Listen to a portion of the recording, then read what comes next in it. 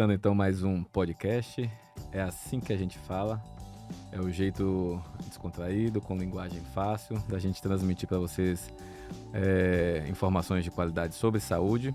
E hoje vamos estar aqui com os nossos convidados, Paulo Gomes e Cleuton Gama, para conversar sobre saúde bucal. Dr. Jorge, qual que é o tema? O tema hoje vai ser sobre implante dentário e prótese. Eu tive a ideia desse tema porque eu estava revisitando minhas fitinhas cassete, não sei se você tem alguma, eu ainda tenho. E aí eu encontrei uma do Titãs. E aí tinha uma primeira música lá que era Jesus não tem dente no País dos Banguelas, tá lembrado desse? Não lembra essa música? Não. Depois bota. Já vi essa daí, já ouvi. Jesus não tem dente no País dos Banguelas, era uma música da década de 80, né? Que é pra crítica social e tal. Eu falei, pô, a gente podia fazer um tema pra saber se ainda existe essa coisa do País dos Banguelas, se o Brasil ainda é País dos Banguelas e se existe uma solução para isso, né?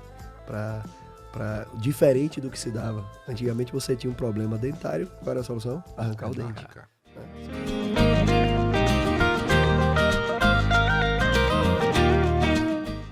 Eu trouxe aqui, eu lendo, veja só, década de 70 e 80. Em média, até os 39 anos, um brasileiro já tinha 12 dentes extraídos. E aos 59, cerca de 24 dentes perdidos. Atualmente, cerca de 11% da população não tem nenhum dente. E entre os idosos com 60 anos ou mais, esse percentual chega a 41,5%. É inegável que teve uma melhora da condição de saúde bucal nos últimos 20 anos e tal. Mas o grande lance é que existia uma mudança de conceito, né? Uma mudança de paradigma. Se você tinha uma ideia de que seu dente está estragado, melhor coisa, arrancar. Hoje praticamente não existe isso, né? Você pensa em... Houve uma mudança na cultura. Né? Houve uma mudança na cultura. A gente não pode negar que nesses últimos 20, 25 anos a população brasileira em si, economicamente, desenvolveu um pouco mais, né? E com isso, com esse desenvolvimento financeiro, com esse desenvolvimento cultural, a odontologia também acompanhou isso aí na questão dos hábitos dos pacientes, né? Então aquela cultura de arrancar já não existe tanto, né? Já não existe tanto. Hoje em dia os pacientes eles já procuram a gente na questão no sentido de preservar, né? Eu posso falar até na prática isso. Eu estou acompanhando um paciente de uma colega que inclusive hoje eu atendi ele e ele está traumatizado porque vai ter que extrair o dente. É um dente que já está em tratamento endodôntico, deu uma recidiva, né? É um dente bastante lesionado e eu disse, olha, a solução aí, a gente hoje, Jorge... Então ainda se extrai dente? Se extrai, né? A cultura hoje, o conceito hoje na odontologia é a gente preservar o máximo possível, tá? Eu como implantodontista, Cleuton também como implantodontista, a gente sabe que nada substitui um dente natural na boca, né? E os pacientes já estão também um pouco com esse pensamento. Então, para ele tá um martírio ele aceitar que vai ter que perder esse dente. Então, isso de uma maneira geral, a gente já encontra na população de uma maneira geral. Ô Cleuton, e em relação à saúde do dente, né? A gente, como urologista, a gente percebe que homens que vivem muito vão acabar tendo uma próstata grande. E pessoas que vivem muito acabam desgastando o dente e meio que perdendo os dentes, né? Qual o parâmetro que você tem, assim, em termos de idade, para você condenar um dente que ele não é mais funcional e seria mais um problema do que uma utilidade? É uma pergunta muito boa. Deixa eu fazer um comentário. Obrigatoriamente, eu tenho meus dois parâmetros de idosos. Um é meu pai, minha mãe também. Mas meu pai tem 100% nos dentes, pô. Meu pai tem 74 anos de idade, tem 100% nos dentes. É muito comum a gente encontrar isso hoje. É isso aí. Queria dar um gancho, antes de vir para essa pergunta aqui sua, sobre essa parte histórica, né? Se a gente for comparar década de 70, 80, como você falou, Jorge, que tinha muitos desdentados e diminuiu. A gente tem que lembrar do contexto histórico geral da coisa. Se a gente for olhar a década de 70 e 80, a gente não tinha nenhum sistema público de saúde. Não existia SUS naquele momento, né? A gente tinha, quem pagava a previdência tinha direito a atendimento público. Quem não pagava não tinha. Também não tínhamos o conhecimento da importância do flúor, da prevenção, da escovação. Então a gente não tinha a história de ter... Quem tinha uma escova de dente para a família toda era luxo, naquela época. E a gente sabe que a maior parte, 90% dos problemas odontológicos são passíveis de prevenção. Com certeza. Se a gente começa a prevenção, escovação, fio dental e um hábito de higiene legal, você não vai perder dente tão fácil. Então Porém, a idade não seria um fator desgastante. Só que entra outro fator, que eu vou chegar aí já. Tem hábitos. Tem o fator hábitos. Que os hábitos da década de 70 mudou para a década de hoje. Os hábitos da década de 50 mudou para a década de hoje. A cultura da população vai mudando. Então tem esse fator que a gente vai botar. Deu uma melhorada bastante dos anos 2000 para cá com a implementação do Brasil Sorridente. Que foi um programa de política pública. Independente de partido político, a gente está falando políticas públicas. Só que antes também a gente teve o SUS. Quando instalou o SUS, a gente teve a obrigatoriedade de tratamento da água. Que antes o pessoal bebia água em casa do pote. Quem não bebia? Quem for perguntar aí, como você falou, sua referência de idoso são seus pais. Eu acho que todo mundo. Qual é a referência de idoso? Pai, mãe, avô, tio. Essa galera. Da sua família, do seu núcleo familiar. Todo esse pessoal, qual era o hábito dele? Água do pote, não tinha água tratada. Não era obrigatório tratar a água. Não tinha acesso ao conhecimento de prevenção. Nem tinha política pública incentivando. Então todo esse contexto ajudava as pessoas a perderem dentes. A gente tem que lembrar também que nessa época, né, Paulão? Na época a gente tinha os dentistas práticos. Os práticos. Que era doeu, tira. Uma opção. Então a gente né? estava começando a odontologia científica brasileira. Né? Então tem todo esse contexto que ajudou e que favoreceu. Também tem o fator cultural modinha. Então era muito mais bonito para um adolescente que casava ali, as meninas que estavam ali querendo casar, e casava a maior parte dos seus 15 aos seus 20, 22 anos, como é que é casar com dente feio? Então tira o dente, que o dente tá torto, vamos botar uma prótese, popularmente a chapa, para ficar bonitinho, alinhadinha para casar.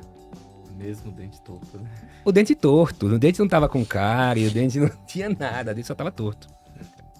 Então tinha esse contexto também que favorecia a essa perda de dentes, né? a essa estatística alta. Então assim, foi só negligência? Não, toda a cultura era a favor. Pra gente lembrar, né, da cultura. Nessa mesma época aí, fumar era moda. Era um ato social. Fumasse, Era um tava ato social. perdido, tava fora, era excluído da sociedade. Décadas se passaram e hoje a gente sabe o prejuízo do cigarro. Naquela Não só época, na estética, né? De amarelar os dentes, né? Mas tudo. Prejuízo de toda a saúde do corpo. E naquela época, fumar era social. Para você ser aceito na sociedade, você tinha que fumar. E lembre, naquela época não tinha cigarro com filtro. Não tinha... Querendo ou não, o filtro do cigarro ainda é uma tecnologia a mais. Antes nem tinha isso, cara. E a galera usava. E é impressionante a gente, como ver, principalmente essa questão do tabagismo. Quando a gente vê hoje a população brasileira, a gente anda nas ruas, a gente vê uma redução significativa Sim. de fumantes em relação à Europa. A gente anda na Europa, a gente vê, a gente até se sente mal. E a dentição dos europeus é uma dentição triste, lastimável. Isso mesmo. Mas essa questão das políticas públicas, Jorge, ajudou muito também. Ajudou muito, muito, muito. Eu já tive a oportunidade de ser coordenador de saúde bucal em determinado município. E um dos índices que conta para a mensuração, né? As metas, não é de restauração, não é de extração feita. A meta é número de crianças que passaram pelo processo de educação em saúde bucal, que passaram pelo processo de orientação, pelo processo de escovação, de higienização, para ela aprender isso e em casa ser um multiplicador.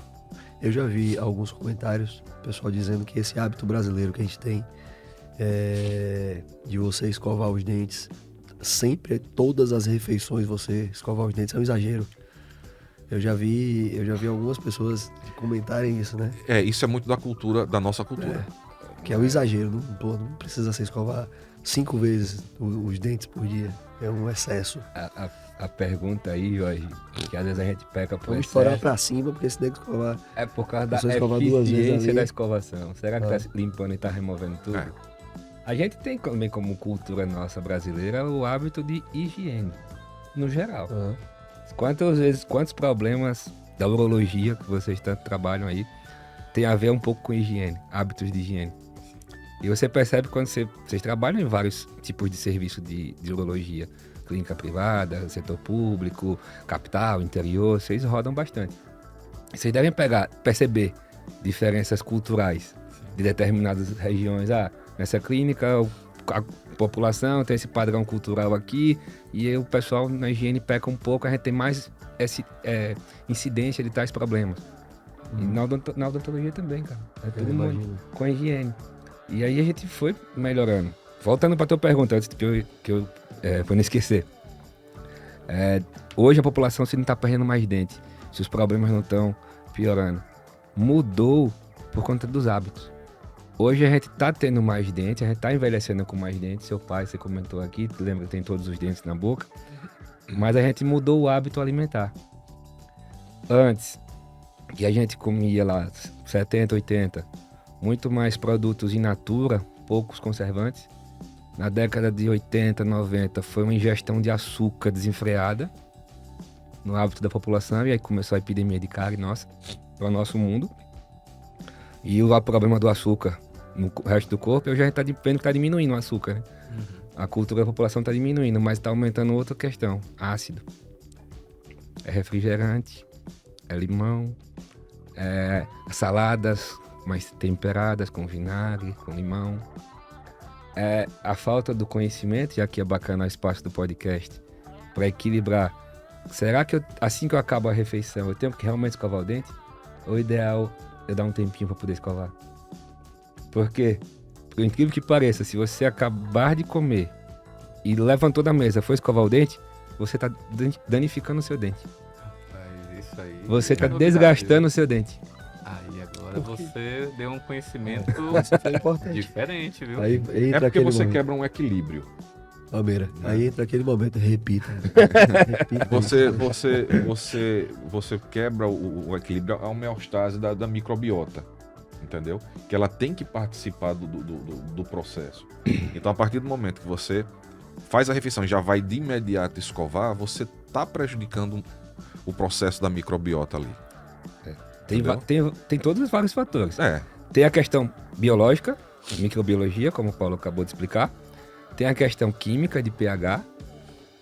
Então, se você acaba de comer, cara, se todo mundo for perceber, for começar a prestar atenção no pH das bebidas que a gente bebe, das comidas, a maior parte são ácidas.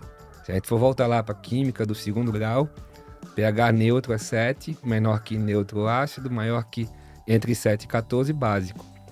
Se você for olhar a água mineral que a gente compra nas garrafinhas, é o pH 5, ela tem caráter 5,5. ácido.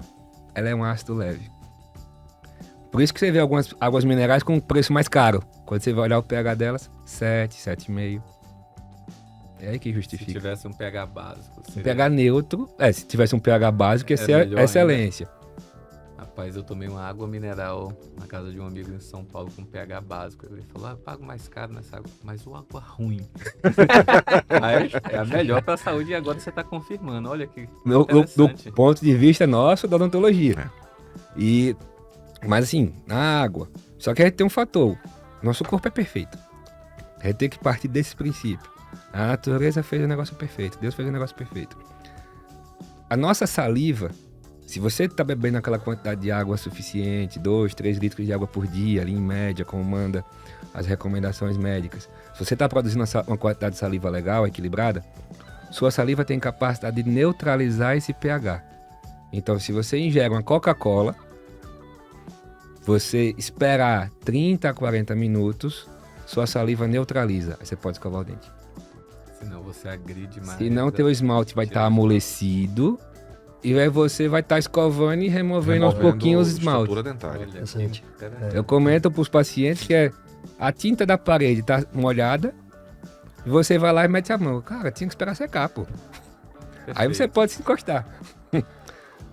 O esperar secar da gente é 30, 40 minutos. Então, fez uma refeição, 30, 40 minutos, aí você escova o dente. Outra dúvida, então. Acordou, escova o dente ou toma café e escova o dente? Isso é uma briga. É uma briga. Tem filosofias.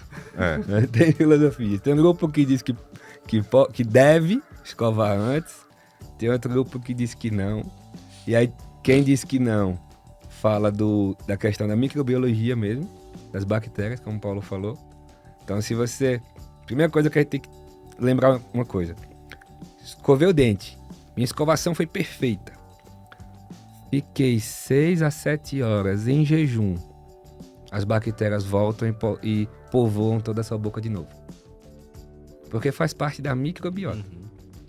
O problema não é ter bactéria, né? O problema é as bactérias Proliferarem além do normal. esse equilíbrio dela se desajustar. Desequilibrar, como o Paulo comentou. Se desequilibrou, o bicho pegou. Aí vai ter algum grupo de bactéria, alguma espécie que vai se proliferar mais que outra, e aí pode vir os problemas de cárie, dentários, no dente, pode vir os problemas gengivais. Vem as duas coisas. E ali, se proliferar algum vírus, ainda pode vir outros problemas. Outras doenças que são mais graves. Doenças na língua, na bochecha, no lábio, por aí vai. Por essa lógica dele, na verdade, você acorda, você não escova os dentes, toma café, As espera bactérias- 30 minutos, se atrasa pro trabalho. Qual a jogada que eu comento? O que é que eu falo lá em casa? O que é que eu faço? Tem pessoas que têm o costume de acordar, tomar... Eu tenho esse limão, própolis e cúrcuma logo cedo. Eu tomo todo dia. Mas aí toma como? Se o limão é ácido? No canudo. Aí você usa um canudo e bebe, pra não pegar no dente. Faz quanta dica. É muita ciência. Muita ciência. Aí você toma seu ácido lá, o limão, quero tomar um refrigerante. Canudo, uma boa. Toma no canudo, joga um pouquinho mais pra trás, não vai pegar no dente. Eu acordo, tomo lá meu shot matinal, vou fazer o quê? Tento logo comer.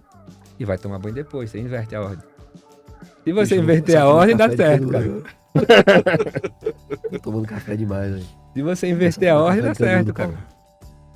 E aproveitando então a deixa aí do refrigerante, café, o que é ruim para o aspecto do dente, né? Quais são os principais alimentos danosos aí que mancham os dentes? O que você acha aí? Qual é a opinião de vocês, Paulo? Todo alimento que seja rico em pigmento, ele vai ser danoso na questão estética. Vai pigmentar, vai manchar o dente. Vai manchar o dente. Vai escurecer o dente. Alimentos com temperos, aqueles corantes ativos, né? Todos eles vão manchar. Na prática, né? É. Coloral, Cúrcuma, como eu falei, o né? açafrão, Todos eles mancham. Isso aí é inevitável. vinho, açaí, Né? molho shoyu. Agora, a frequência, né, o grau, o seu grau de higienização após a ingestão desses alimentos também vai atenuar isso daí. Eu lembro uma vez que eu tive a vontade de fazer um clareamento no dente, aí o dentista... porque você não vai poder comer isso. Deu uma lista tão grande. Eu falei, Desistiu. impossível. eu vou ficar em jejum. Deixa eu ficar com o dente Desistiu. amarelo. Vou fazer fotossíntese. Hoje em dia, os conceitos mudaram muito em relação a isso, sabe? Mudaram muito. Já não existem tantas restrições. Porque se fosse dessa maneira, todo mundo teria o dente escuro, né? Então essas restrições hoje elas já são mais amenas. Hoje você já pode, né? É claro que durante o processo, isso é mais uma visão particular minha. Durante o processo de clareamento, né, como você tá usando um produto que ele penetra mais no dente, que ele limpa o dente nas entranhas, literalmente, é bom você evitar, né, durante o processo, né? Mas depois do clareamento feito, depois de tudo estabilizado, você pode voltar a ter seus hábitos normais que você tinha. É claro que com o tempo esse dente ele vai escurecer novamente. Ô, Beira, agora se a gente ficar nessa coisa de orientar, pelo menos esse personagem que tá aqui, orientar a escovação, o cara não vai perder o dente, a gente não vai falar no implante, não vai falar na prótese que eu tenho. Então, Mais ou menos. Jorge, aí o dente ficou escuro. O dente não foi bem eu cuidado. vou repetir o que eu falei aqui no começo. Nada substitui um dente natural na boca. E se o cara perdeu? Se ele perder, existem as alternativas, né? A mais condizente hoje, a mais... Eu não vou dizer a melhor, né? A mais prática hoje, sem você danificar outras estruturas dentárias. Por exemplo, antigamente, quando não tinha... Antes de entrar nessa, Paulo, só pra gente organizar, o que faz o cara perder um dente não é só a questão de negligência de escovação, né? Não. Comorbidades, hábito de vida, cigarro. Olha, existe, eu sempre divido em 3 grupos: fatores locais, fatores sistêmicos e os fatores genéticos. Pois você vê, tem paciente que chega pra gente com... Você percebe que o paciente tem uma boa higiene, né? Um paciente que tem... um paciente que não tem nenhum problema sistêmico, que, por exemplo, uma diabetes que leve a perda de dentes, mas ele tem um histórico familiar de perda precoce dentária, que aí já entra a questão metabólica, colágeno e tal, né? Isso é uma tendência na família e o cara tá perdendo todos os dentes. Então existem vários fatores, a gente aqui passa muito tempo falando só sobre cada um deles, entendeu? Então, não perder dente em si não é só falta de cuidado não, Jorge. Não é só falta de cuidado não. E quando chega a perder, né, da década de 50, 60 para cá, teve o advento da implantodontia, né? Que foi dessas descobertas da medicina por acaso. Uma pesquisa médica que implantava taxinhas de titânio em cabeça de rato. O médico que fazia, que era o Brené Mark, ele fazia algumas pesquisas. Um ortopedista? Um ortopedista, ele. Ele fazia essa pesquisa, não me recordo detalhes da pesquisa, mas ele percebeu que aquelas taxinhas de titânio tinha dificuldade de tirar porque ela ósseo-integrava, que é o princípio básico da implantodontia, que é a ósseo-integração, entendeu? Quando você não opta, por exemplo, na perda de um elemento dentário, quando você não opta por um implante, você opta por uma ponte fixa, você está causando sacrifícios. Porque para você fazer uma ponte fixa hoje de um dente, você sacrifica mais 2. O que é isso aí, ponte fixa? O que é uma ponte fixa? O que é uma ponte? Você tem um vão, Certo. E 2 pilares segurando aquele vão.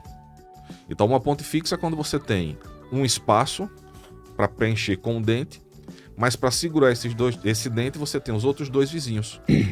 Então uma ponte fixa, no mínimo, ele tem que ter 3 elementos: os 2 pilares e o pôntico.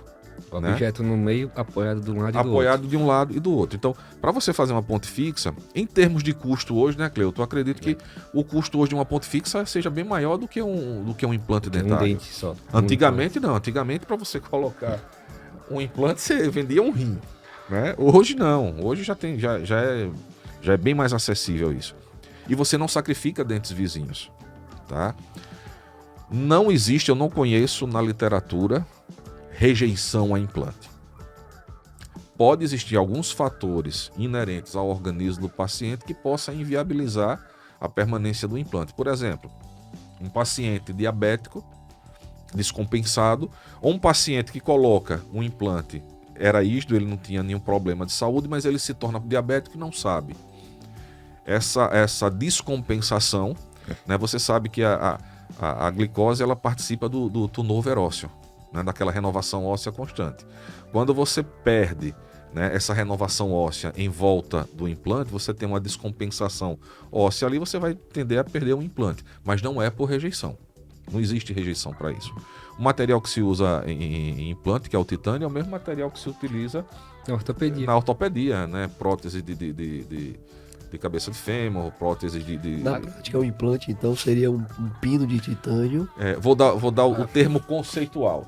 Dispositivo intraósseo para fixação de uma coroa dentária. Traduzindo, Em palavras de parafuso. Ou que seja, tá é dentro o do parafuso que você coloca no osso, ele vai servir como a raiz de um dente e ali em cima você faz o dente. Eu comento com o paciente assim, vai no português. Se eu implantar algo em você, eu tô colocando o quê? Algo que não era do seu corpo. Que não lhe pertence. Algo que não lhe pertence. Então, se eu fizer um exemplo, fraturei meu braço, fui na urgência, teve que botar uma placa com pino de fixação.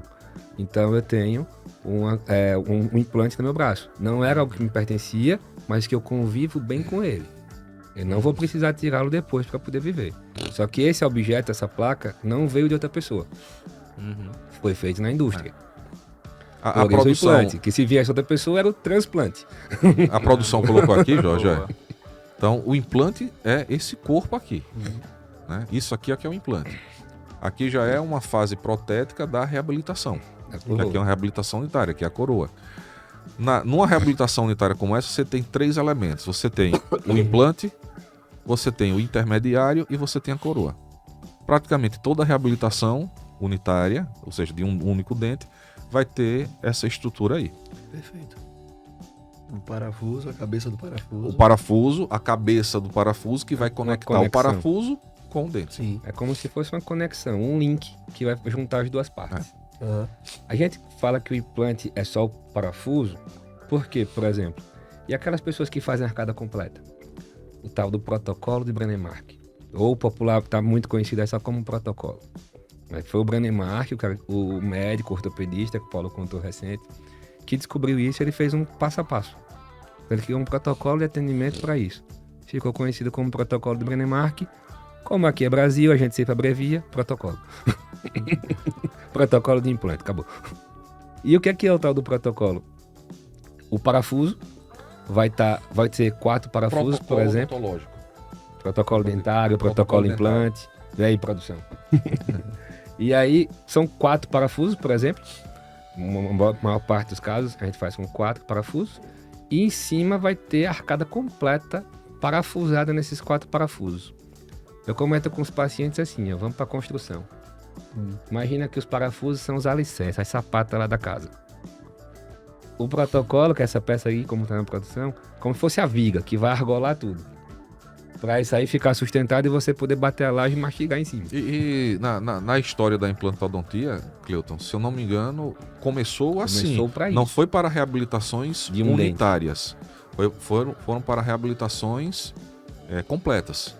Se a gente for pegar na evolução, Então não é rosca, é encaixe. tem rosca. Tem rosca.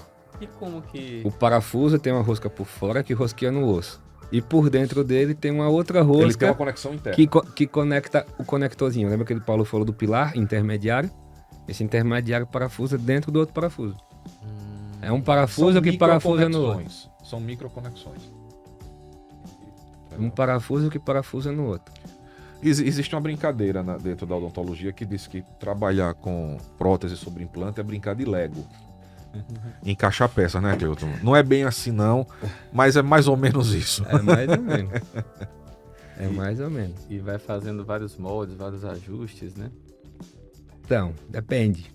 Óbvio, já dá Até para poder chegar, acelerar um pouco mais isso aí. A tecnologia já chegou. É. Então, só um gancho aí antes, que a gente tava falando de problemas de saúde, que você comentou, pra gente chegar nisso aí. Uma pessoa hoje que perdeu esses dentes por completo, e um paciente lá de 40, 50 anos de idade, teoricamente foi uma pessoa que não pegou aquela fase ruim histórica que a gente falou. Ela já teve uma infância que sabia que tinha que escovar dente, ela já teve uma adolescência ali que sabia que tinha que escovar, que tinha água tratada e tudo mais. Só que tem pessoas que nessa idade ainda perdem tudo, por causa da doença Da periodontal. doença periodontal.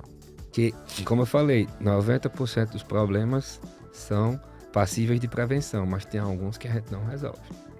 E infelizmente, doença periodontal é uma doença que vai fazer a pessoa perder dentes e que não tem cura. É igual a diabetes, pressão alta. Tem controle. E as pessoas, lembra da história das bactérias que a gente falou? Que podia, se elas desequilibrarem e fosse pro dente, causava problemas de cárie, fratura nos dentes e tudo mais. Se fossem para gengiva, ia causar doenças na gengiva. Se a pessoa já tiver uma predisposição genética, se ela tiver um sistema imune desequilibrado, ou ela desequilibrou o sistema imune por causa de alguma doença sistêmica, diabetes, lúpus, a gente tá tendo muito caso, né, de paciente autoimune. Então a prótese não é para todos, né? Tem essas exceções aí. O implante pode ser feito para essas pessoas. Só que esse é o motivo das pessoas hoje estar começando a perder dente. Não é mais só aquela questão de não escovei e perdi dente. Ah, fulano perdeu dente, até porque não sabe escovar. Não dá para julgar mais. Mas, de qualquer modo, isso aí que você tocou é uma situação muito complexa. Por quê? O paciente, ele tem que ter a consciência de que no grupo dele há uma vulnerabilidade maior a perdas do implante, a perda de um tratamento, entendeu? Então, é um paciente que, se naturalmente ele já teria que se policiar dentro da sua patologia, seja um lúpus, seja uma diabetes, seja qualquer outra doença autoimune.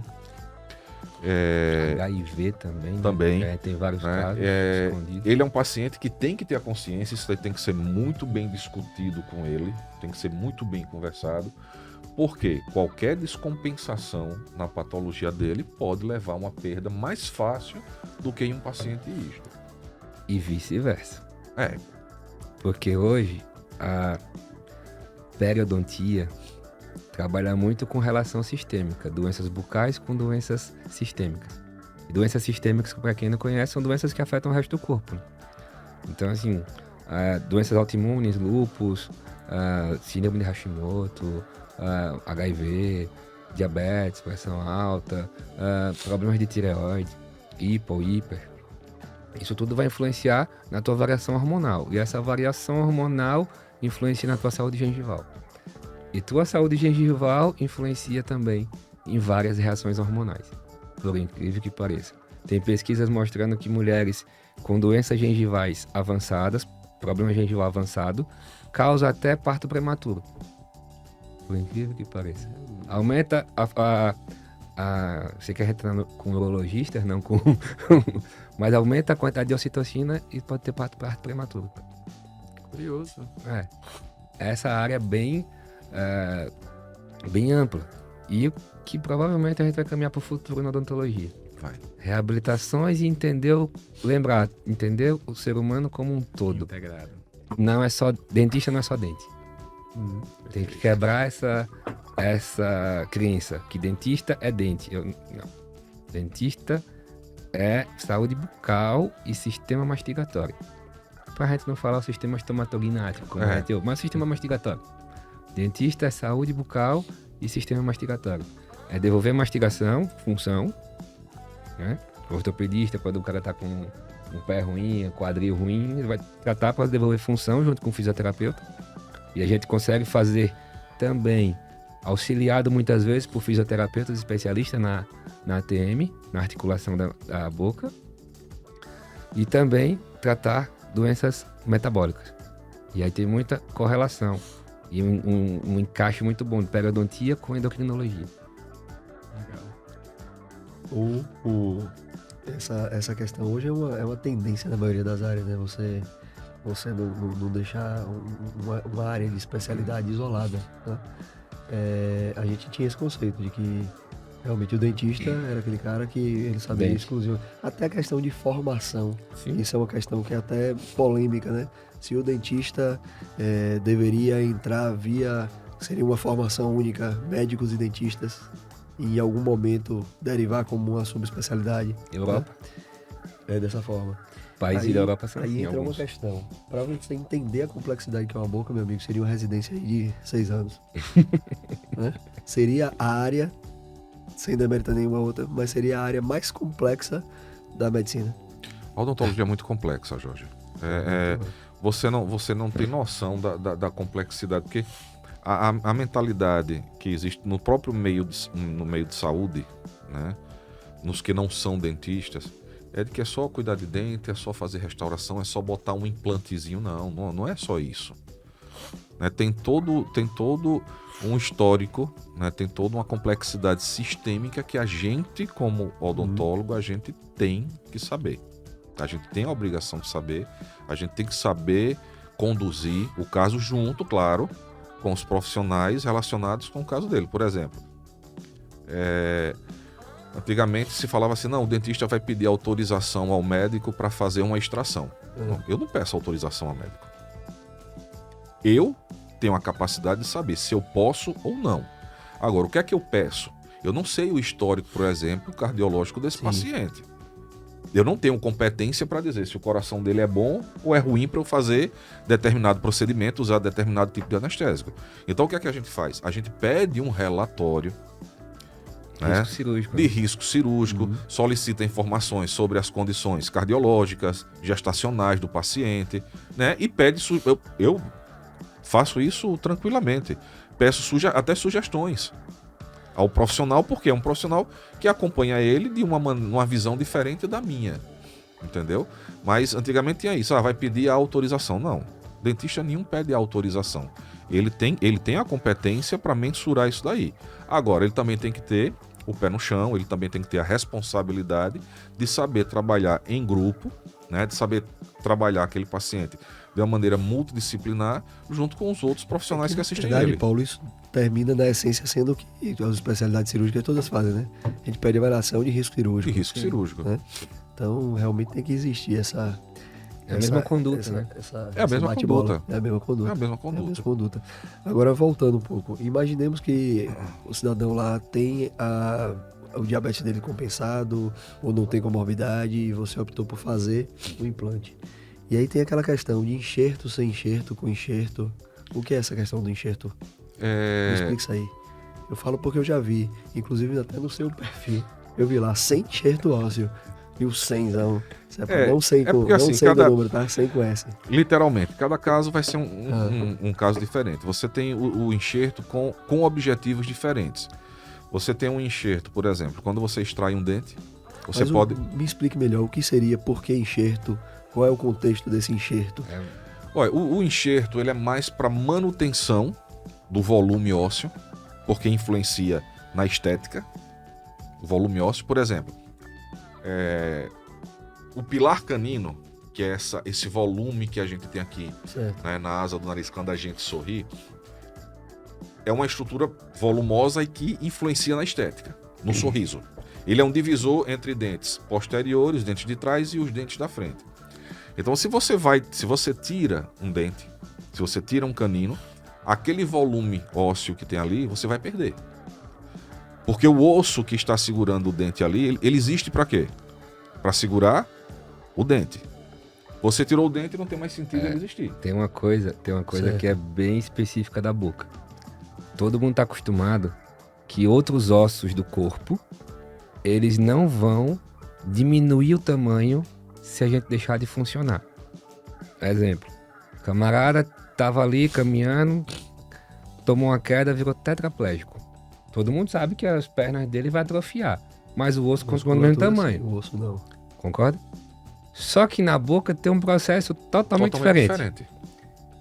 O que a gente chama de osso alveolar, que é o osso que vai sustentar, que a raiz vai ficar fixada, certo? O dente tem a coroa, que é a parte que a gente vê, e tem a raiz que fica lá dentro. Essa raiz vai ficar fixada no osso.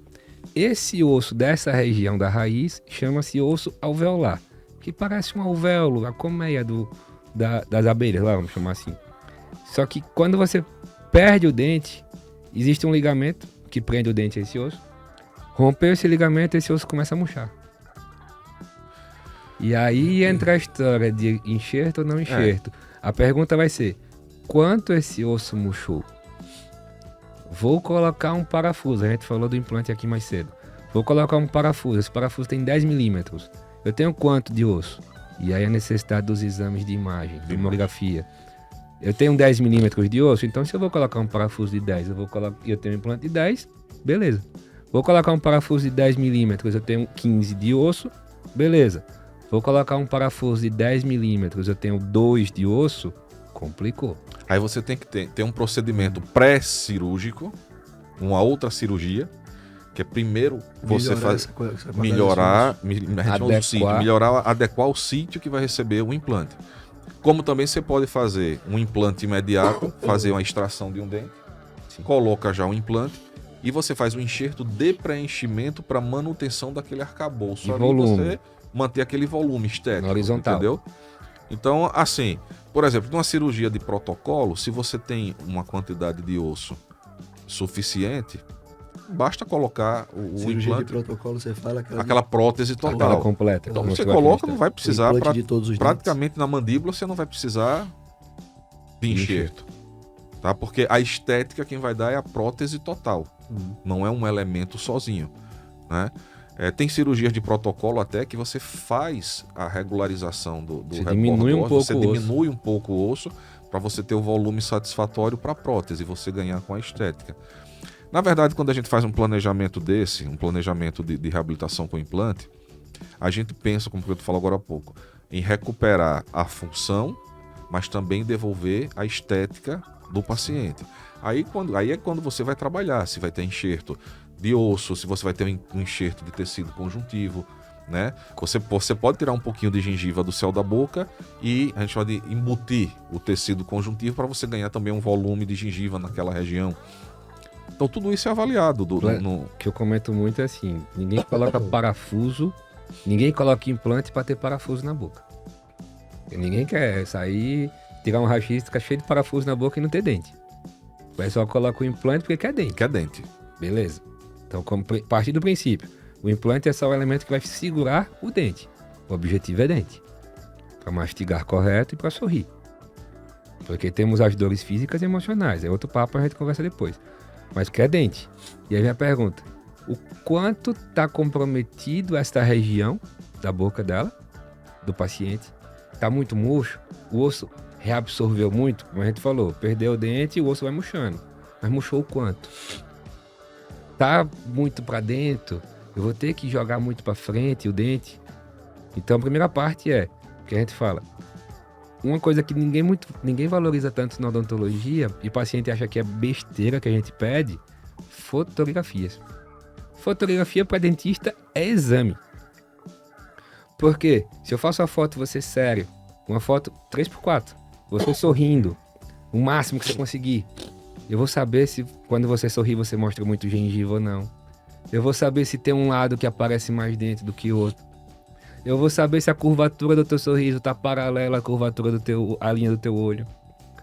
Eu vou saber se teu lábio tem alguma... você teve algum problema que você teve uma paralisia facial. Vai ter um lado que sobe mais, outro lado que não sobe. Tudo eu vou saber antes, nas fotos. Legal. Nas fotos, que é exame. Tira uma foto sua de perfil, 3x4, de lado, eu vou saber se seu queixo é mais para frente ou não. Vou saber se teu nariz, a relação da arcada superior com a inferior está correta ou não. Através de foto, e tem raio-x também para isso. Mas a foto precisa estar junto do raio-x. No mínimo a foto. E isso o pessoal pensa, é só tirar foto, vou pegar meu celular. Não é. Tem que ter câmera profissional. A gente já tá fazendo um podcast desse com celular. Tem que ter equipamento correto para isso. Correto? Então, começa por aí. Planejar, entender o que a pessoa precisa. Quando eu botei a história do sem enxerto no Instagram, o que acontece? Na arcada superior a gente tem muita perda óssea.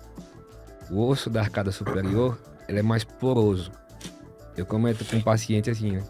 Você tá caminhando, você cai, bate a cara no chão. Primeiro quebra o nariz ou quebra o queixo? Todo mundo no nariz. Essa região aqui você é mais mole. É menos densa, é mais poroso. O queixo você muitas vezes corta, mas você não quebra o queixo no meio. Você vai conhecer alguém que quebrou o queixo no meio? Tá vendo aí? É porque o osso é mais denso. E a gente tem uma classificação de densidade óssea, a gente sabe disso, você vê por tomografias também. Então na arcada superior, por ter um osso mais poroso, mais mole, essa reabsorção acontece muito mais rápido. Por isso que na inferior a gente não usa tanto enxerto. Porque a inferior é um osso mais denso, mais compacto. Comparar essa história da densidade, né? Como a gente quer fazer o podcast, um papo bem básico. O que é mais pesado? Eu pegar, imagina essa canequinha aqui, de concreto, ou é mais pesada, eu pegar essa mesma canequinha de isopor. Qual que vai pesar mais? Então, isso aqui, cheio de concreto, vai me dar, sei lá, 2 quilos, 3 quilos. Agora faz 3 quilos de isopor para ver o tamanho que vai dar. Tem que ficar um volume O gigantesco. volume é bem maior. Né? Então, na densidade, isso é densidade. É pesar mais com menos volume. Beleza. Na arcada inferior a gente tem mais densidade, na superior não tem. Quando a gente fala de sem enxerto, é porque tem algumas técnicas um pouquinho mais avançadas. Isso só dá para fazer casos de arcada completa. Não dá para fazer casos de individuais. O Paulo estava explicando os individuais, que a gente tem que fazer preenchimento, tem que fazer enxerto conjuntivo, e é isso mesmo, é o que tem de melhor hoje. Mas nas arcadas completas você pode fazer técnicas que envolvem enxerto e técnicas que não precisam de enxerto. Que você vai deixar de colocar os implantes em ossos da boca e vai partir para colocar em ossos da face. Não, você parte para colocar o implante aqui, implante no septo do nariz. Mas são técnicas bem mais avançadas. É outro. E assim, filosofia. Ah, é porque é mais avançada que é melhor? Não. Conheço muitos dentistas excelentes no Brasil que eu pagaria a minha casa para fazer uma cirurgia com eles, que os caras não fazem essas técnicas, eles não fazem, não querem fazer e tá tudo bem. E eles atingem o mesmo resultado do mesmo jeito. São caminhos diferentes que cada um vai optar. São filosofias diferentes, né? E isso a gente tá falando para casos de arcada completa. Casos de dentes individuais, condutas são as mesmas. Preservar o véolo, preservar aquele buraco, entre aspas, deixar o volume para poder a pessoa sorrir e não ficar uma depressão na gengiva. Se ela tem um sorriso alto, lembra da história da foto? É na foto que a gente vai ver isso. E aí, verificar isso e ter uma gengiva saudável. Uma gengiva mais espessa, que resista mais ataque de bactérias e tudo mais. Então, para dentes individuais é uma conduta, é um caminho. Para arcada completa é outro caminho, que pode ser com enxerto ou sem enxerto. Aí cada um vai avaliar, depende do paciente também.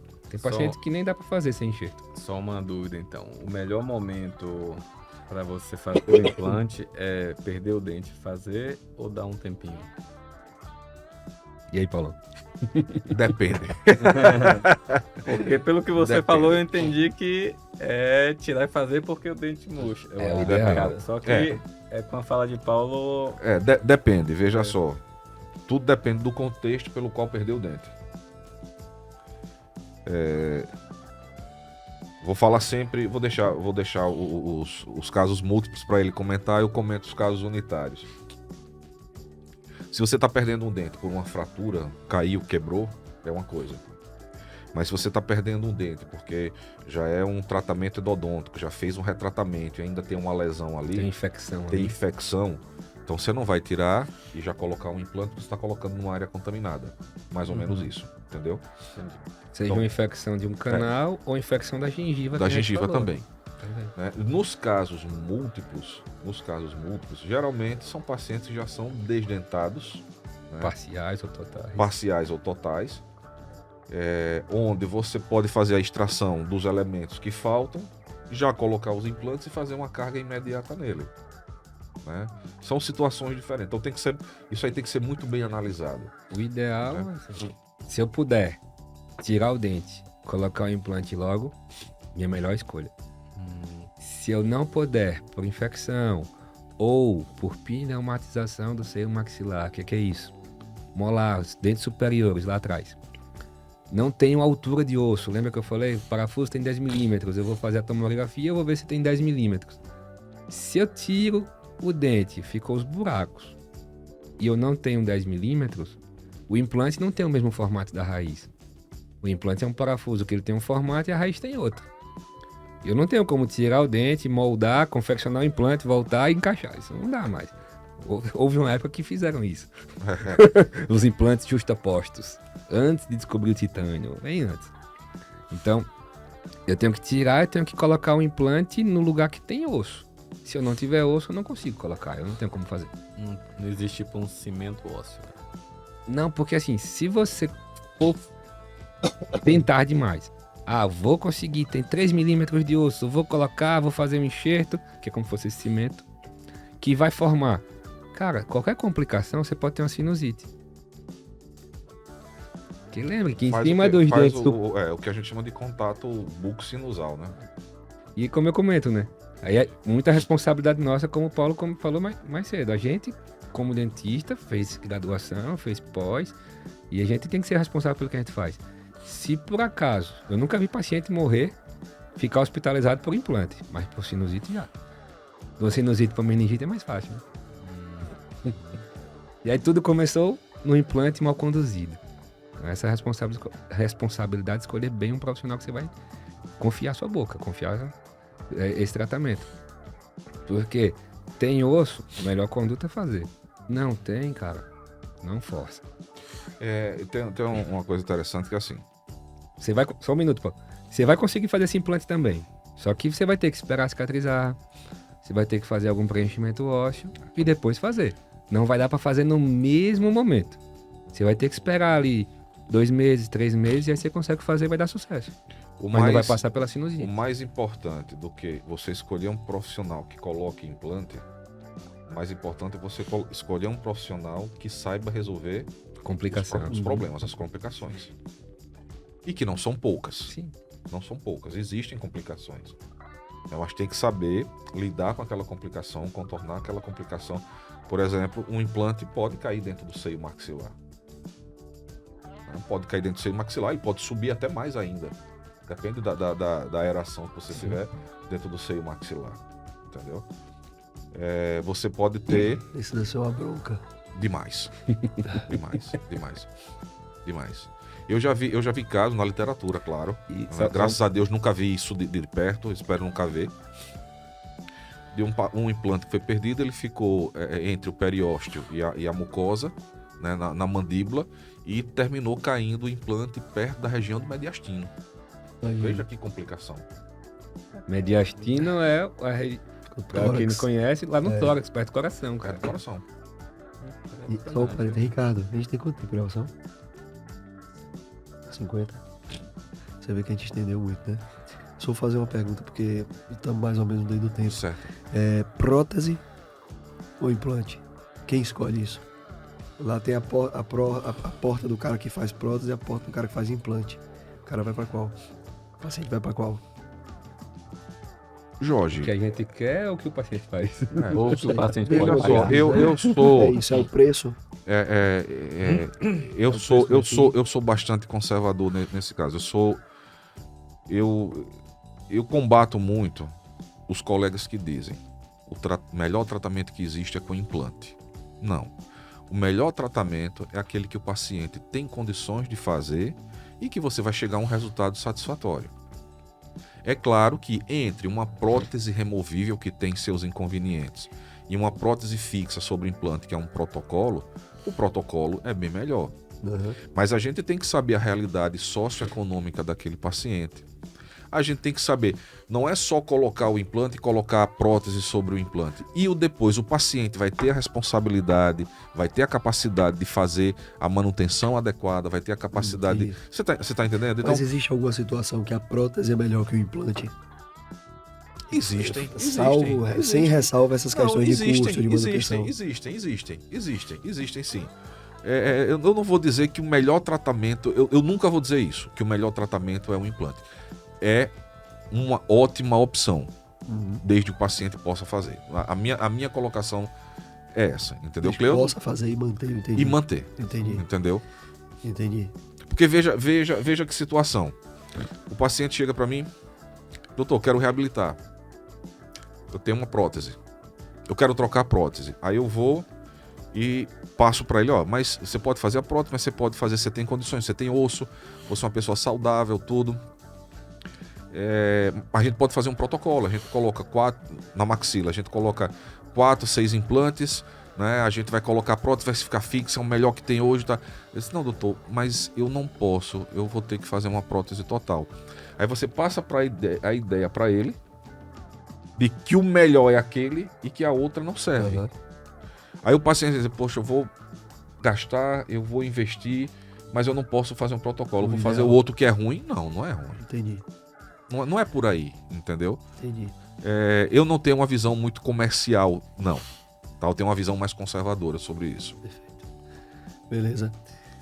Quer fazer algum comentário, Mira?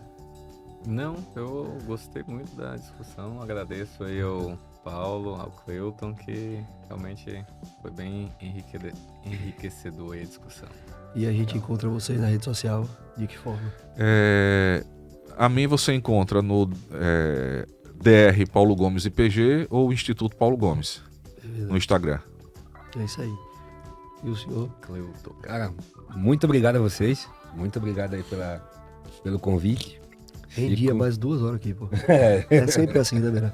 Isso é uma coisa recorrente, pô. Não existe uma situação que a gente termine uma discussão e a gente diga pro cara assim, fala, bicho, já deu, né? Acabou, esgotou o assunto. Já ficou espaço pro próximo podcast. né? Sempre fica. É interessante, né? É muito bom isso aqui. É impressionante. Pô, próximo a gente vai botar umas O bebidinhas. cara que, se vier um dia um convidado aqui e a gente chegar no finalzinho, então esgotamos o assunto, né? Porra, vai ser frustrante pra ele. Vai ser o primeiro. É, que bom. Agradeço muito a vocês aí pelo convite. Fico muito feliz aqui na participação. Obrigado, Paulo, aí por ter lembrado da gente, Jorge, Lucas, que eu conhecia hoje, um prazer. E assim, quem quiser saber mais sobre a gente, siga nas redes sociais lá, dr.cleuton.gama, CLEUTON, navio. Cleuton Gama. E aproveitando a forma como ele falou, se quiserem saber mais da gente na rede social, É assim que a gente fala. Estamos no Instagram, no YouTube e no Spotify. Spotify. é isso aí. Toda segunda-feira tem a íntegra do episódio postado. Toda segunda-feira, 00:01, você pode olhar que vai estar lá. Beleza. É isso aí. Bola, cara. Parabéns. Obrigado bom. aí pros senhores. Valeu. Bem proveitoso. Obrigado, Lucas. Jorgeão.